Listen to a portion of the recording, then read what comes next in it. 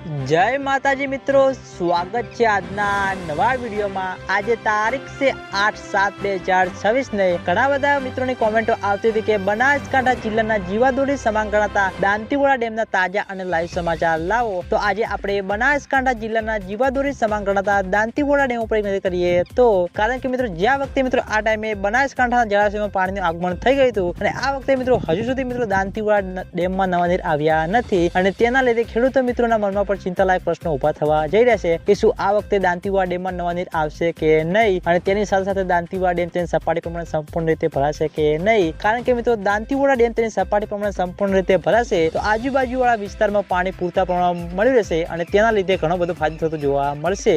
એટલે ખેડૂતો મિત્રોની આશા છે કે આ વખતે જેમ બને તેમ ઝડપી દાંતીવાડા ડેમમાં પાણીની આવક શરૂ થાય અને મિત્રો કેટલાક વિસ્તારમાં સારો એવો વરસાદ પડશે। એવી રીતે મિત્રો દાંતીવાડા ડેમના ઉપરલા ભાગમાં માઉન્ટ આબુ રોડ, અંબાજી, દાંતા ત્યાં આગળ વરસાદ પડશે તો મિત્રો દાંતીવાડા ડેમમાં પાણીની આવક શરૂ થતી જોવા મળશે અને દાંતીવાડા ડેમમાં પાણીની આવક શરૂ થશે તો સૌથી પહેલા તમને આ ચેનલ દ્વારા વિડીયો બનાવીને જાણ કરવામાં આવશે। એટલે સૌથી પહેલા તમે બધા અમારી ચેનલ ઉપર નવા હોય તો વિડીયોને લાઈક કરી દેજો, કોમેન્ટ કરી દેજો અને ચેનલને સબસ્ક્રાઇબ પણ કરી દેજો જેથી કરીને અમે દાંતીવાડા ડેમના અવનવા વિડીયો લઈને આવીએ તો સૌથી પહેલા તમને ખબર પડી જાય। તો મિત્રો જય માતાજી।